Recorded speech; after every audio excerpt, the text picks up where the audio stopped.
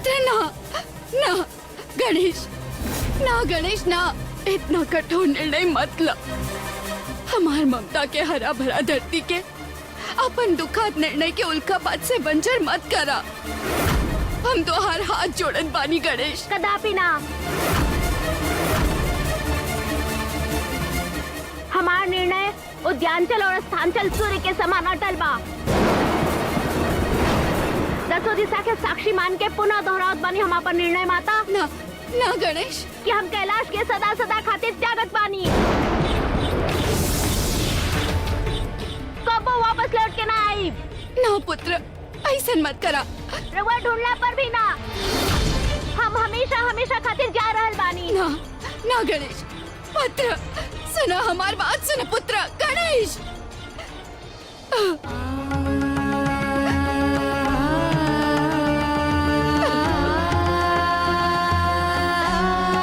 हमार पुत्र गणेश, ई का कैला तू?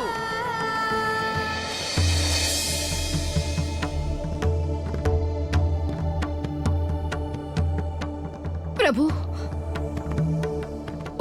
गणेश उठी। प्रभु आँख खोली। यदि रउआ आँख ना खोलनी तो वहाँ गणेश अनर्थ कर बैठी। उठी प्रभु उठी। प्रभु तो तपस्या में लीन बाड़े।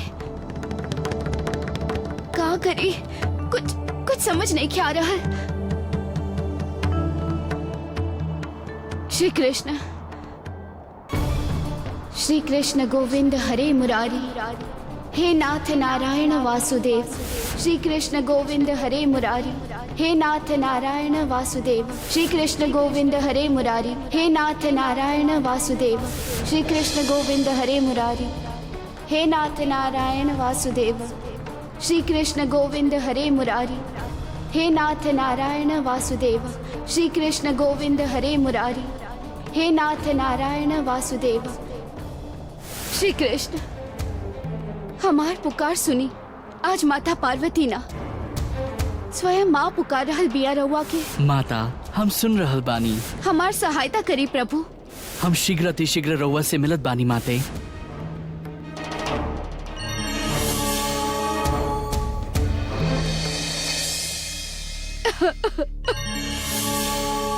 माता, का भइल? जगत माता के नयन से अविरल अश्रुधार। प्रभु, जब ममता के हृदय पर आघात लगी तो अश्रु तो बही ही ना। कौन बात के आघात लागल माता के हृदय पर? हमार पुत्र गणेश हमके त्याग दिलस। वो हमके छोड़ के न जाने कहाँ चल गए और कह के गए बाकी अब वो कभी ना लौटी। अपन माँ के लगे कभी ना आई। प्रभु, हमार गोद तो सुन पड़ गए। का गणेश रउआ के और कैलाश के त्याग के चल गईले? हाँ प्रभु, वो भी सदा सदा खातिर। ना जाने हमार बालक कहाँ होगी, कौन अवस्था में होगी। हमके कुछ नहीं के पता। के खिलाई हो के मोदक, के खिलाई हो के लड्डू। हमार हृदय दुख और पीड़ा से फटल जा रहल बा प्रभु। और महादेव बाड़े की तपस्या में लीन बाड़े। अब रउए बानी जे हमार सहायता कर सकेनी। ईता अत्यंत दुखद बा। एगो पुत्र अपन माता के त्याग करके चल जाए, परंतु त्याग करे के कारण का होगी? ऐसन कौन बात होगी जे श्री गणेश के शूल के भांति चुप गईल? ए दुखद घटना के मूल विवाह बा प्रभु। विवाह? विवाह तो जीवन चक्र के सबसे सुखद घटना होखेला। उसे रुष्ट होके चल काहे गईले ऊ? कुछ दिन पहले की बात बा प्रभु। हम गणेश और कार्तिकेय दोनों के विवाह के निर्णय लेनी। वो दोनों खातिर सुयोग्य कन्या खोजल प्रारंभ कईनी। ओही संदर्भ में महादेव।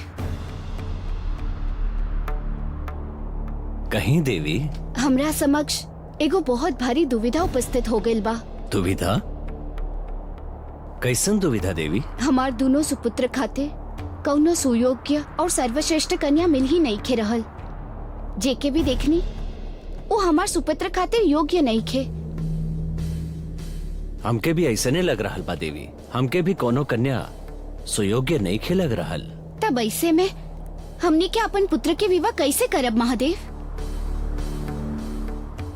देवी, सब घटना के एगो योग हो खेला और विवाह जीवन चक्र के एगो महत्वपूर्ण घटना बा। जब उपयुक्त समय आई तो हमके पूर्ण विश्वास बा कि योग्य कन्या स्वतः हमनी के समक्ष आ जाई।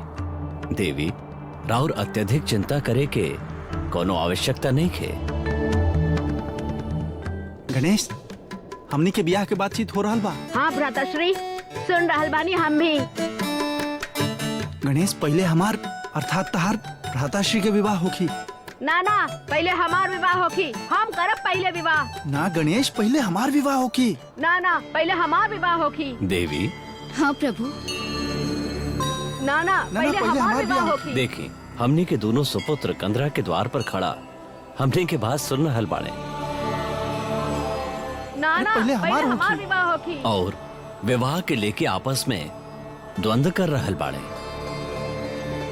प्रभु, विवाह बाही ऐसन घटना, वर होखे या कन्या, उत्साह और उतावलापन भर देला।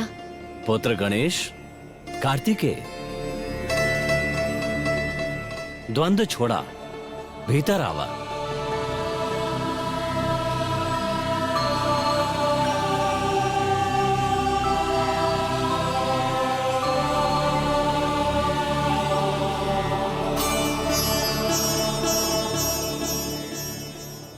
तू दोनों अपन विवाह खातिर उतावला हो रहल बाड़, यही से अपन विवाह के बात सुन के यहाँ चलाइला। ना माता, ऐसन कोनो बात नहीं खे।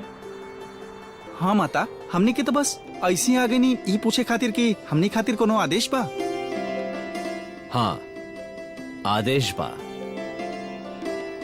जी पिताश्री, आदेश दी। हम और तोहार माता पार्वती तू लोग के विवाह से संबंधित एगो नियम बनौले बानी। कैसन नियम पिताश्री? यह कि रउआ दोनों के विवाह के आधार बल ना होके बल्कि बुद्धि होगी।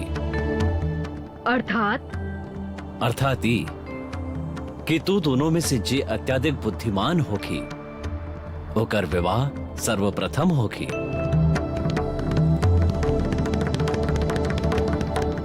राउर प्रस्ताव हमनी के स्वीकार बा पिताश्री। और बुद्धिमता के मापदंड ई बा कि तू दोनों में से जे संपूर्ण संसार के परिक्रमा करके कैलाश पर सर्वप्रथम आई उहे बलशाली भी होगी और वही की विवाह सर्वप्रथम होगी। हम तैयार बानी।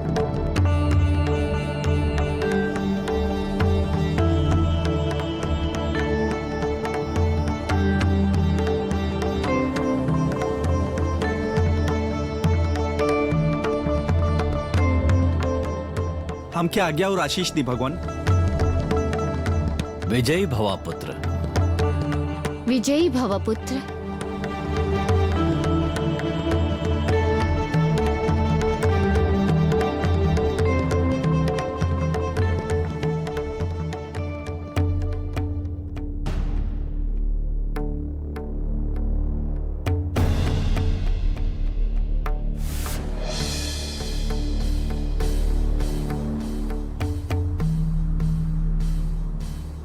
देव,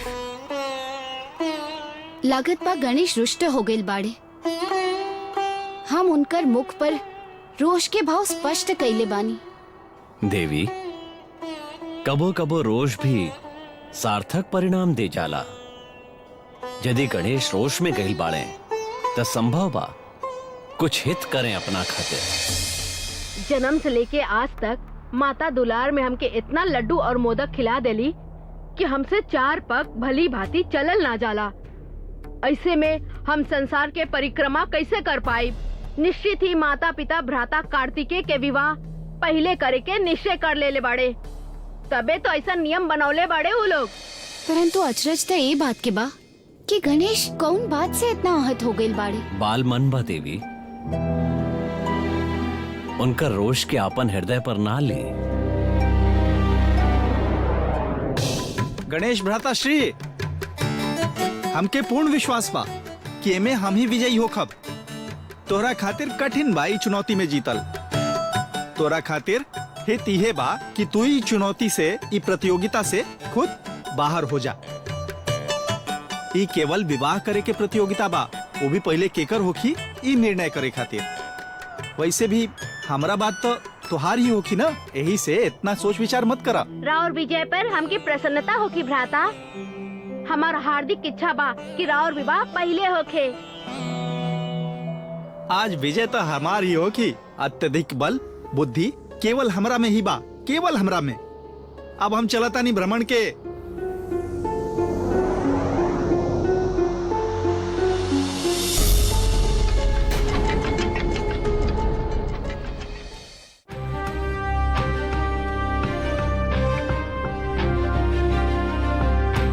पिताश्री, माता, कहा पुत्र। हम रउआ दोनों के बैठे खातिर एगो विशेष आसन बनौले बानी, अपन प्रेम के धागा और अपन प्रार्थना के रंग से। परंतु गणेश, श्रद्धा भाव में प्रश्न ना कही जाला देवी। चली।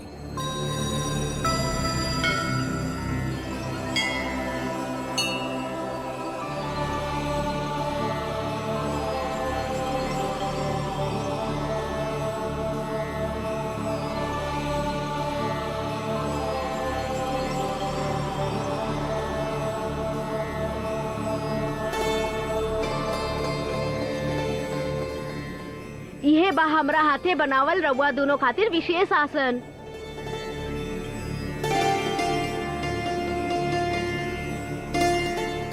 सुंदर, अति सुंदर। कृपा कर रउआ दोनों ए पर विराजमान हो जाए।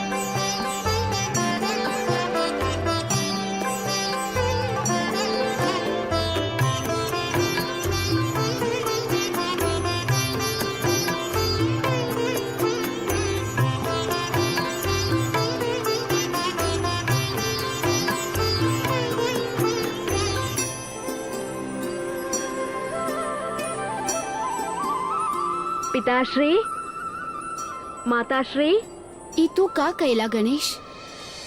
हमनी के परिक्रमा? ना माताश्री, यहाँ हम सांसारिक माता पिता के परिक्रमा ना कैनी, बल्कि माता पिता में समाहित संपूर्ण संसार अपितु संपूर्ण ब्रह्मांड के परिक्रमा कैले बानी। संपूर्ण संसार के परिक्रमा? हाँ माताश्री, और वो भी एक ना 7-7 परिक्रमा कैले बानी हम। और भ्राता तो अभी एक भी पूरा ना कर पाइले। विधाता के रचल संसार के परिक्रमा में समय तो लागी ही ना। परंतु हम तो समय ना लगाओनी, यही से अब रउआ हमार विवाह पहले करब। समझ गए नी हम। का? श्री गणेश आपन बुद्धि और युक्ति से जीत गईले।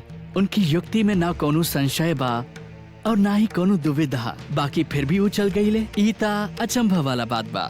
ई सत्य बा कि गणेश अपन युक्ति और बुद्धि से इस स्पर्धा जीत लीले, परंतु पुत्र कार्तिकेय भी तो पीछे ना रहल। उ भी तो अपन बल के परिचय दिलस, अपना बल पर पूर्ण संसार के परिक्रमा कैलस। सत्यता ता एमे भी बा।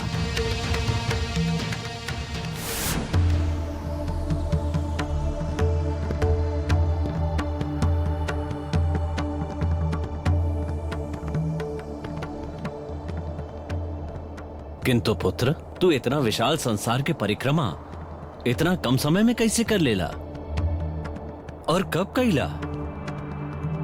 हम रउआ दोनों के साथ परिक्रमा मंत्र के संगे कैले बानी, और वो भी एक ना, पूरा 7 परिक्रमा कैले बानी हम। किंतु ई त तोहरा अनुसार बा। ना पिताश्री, जौन हम कैले बानी उ वेद और शास्त्र में भी लिखल बा। वेद और शास्त्र कहेले कि माता पिता ही हमनी के संसार हो खेले। अब यदि उ वेद शास्त्र गलत बा तो रउआ ओके गलत घोषित कर दी। हम अपन पराजय स्वीकार कर ले। यहाँ आवा पुत्र।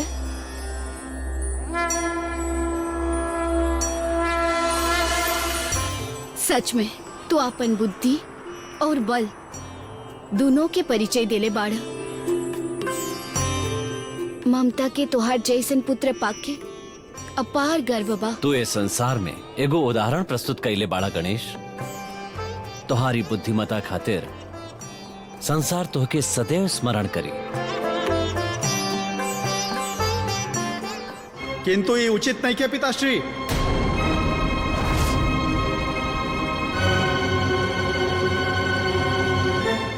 हम पूर्ण कैले बानी संपूर्ण संसार के परिक्रमा।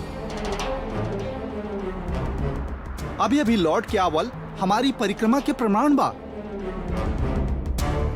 ऐसे विजेता हम बानी। विवाह पहले हमार होखी, और हाँ, और कोनो बलशाली ही संपूर्ण संसार के परिक्रमा कर सकेला, जे हम बानी। किंतु पुत्र, गणेश अपन युक्ति से अपन परिक्रमा तोहरा से पहले पूर्ण कर लेले बाड़े। हमें तथ्य से सहमत नहीं की पिताश्री। शास्त्र सम्मत तथ्य से असहमत होखल अनुचित होखेला पुत्र। कारण शास्त्र वेद में वर्णित तथ्य देववाणी तुल्य होखेले, और शास्त्र कहेला कि माता पिता के चरण में ही स्वर्ग होखेला, और स्वर्ग ही संसार बा। और गणेश, हमने की परिक्रमा करके इस संपूर्ण संसार के परिक्रमा तोहरा से पहले पूर्ण कर ले बा पुत्र। ये अनुचित बा। रउआ लोग अन्याय कर रहल बानी हमरा संगे। नारायण नारायण। प्रणाम महादेव। प्रणाम माते। प्रभु, महादेव, महादेव के कैलाश पर अन्याय। वो भी अपन पुत्र कार्तिकेय के साथ। काहे प्रभु, काहे काहे रुआई अन्याय अपन पुत्र के साथ कर रहल बानी प्रभु? ना देवर्षि, सत्य के पुत्र कार्तिकेय अन्याय समझ रहल बाड़े। नारायण नारायण। किंतु महादेव, जौन परीक्षा रुआ पुत्र कार्तिकेय के समक्ष रखले रहनी, ओमे तो उत्तीर्ण भइल बाड़े। सत्य तही बा कि पुत्र कार्तिकेय बल और बुद्धि दोनों के प्रयोग कैले। उत्तम, अति उत्तम। प्रभु, हमार रुआ से विनती बा, कृपा कर पुत्र कार्तिकेय के उपलब्धि निम्नतर मत आकी। निम्नतर नईखी आंक रहल देवर्षि। शास्त्र के अनुसार जौन उचित बा उहे कह रहल बानी। प्रभु, हमार रुआ से विनती बा, कृपा कर प्रथम विवाह पुत्र कार्तिकेय के ही कराई, ओकर पश्चात गणेश के। अब रउआ समक्ष हम का कह सकीला प्रभु? प्रभु, का उचित का अनुचित इतना रउए ज्ञात बा प्रभु। राउर लीला अपरंपार बा, अपरंपार। माता रुआ लोग पक्षपात की ले बानी। रुआ लोग विशिष्ट दया दिखा रहल बनी गणेश पर। ना कार्तिकेय, ऐसन बात नहीं खे। तो दोनों हमनी खातिर समान बाड़। माता, यदि एक समान होती ना तो कदापि रुआ ऐसन बात ना उठती। संसार के परिक्रमा में हमार परिक्रमा वास्तविक बा। उचित कहनी रुआ पुत्र, उचित कहनी। प्रभु, प्रभु कार्तिकेय उचित कह रहल बाड़े। एमे रउआ कुछ अनुचित प्रतीत नहीं के हो रहल। प्रभु, ये तो मात्र हमार विचार बा, आगे राहुल इच्छा।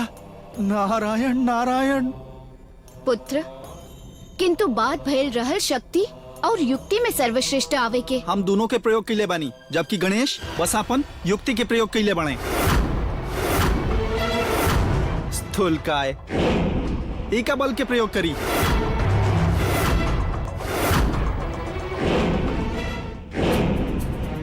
भ्राता, रउआ क्रोधित मत होखी।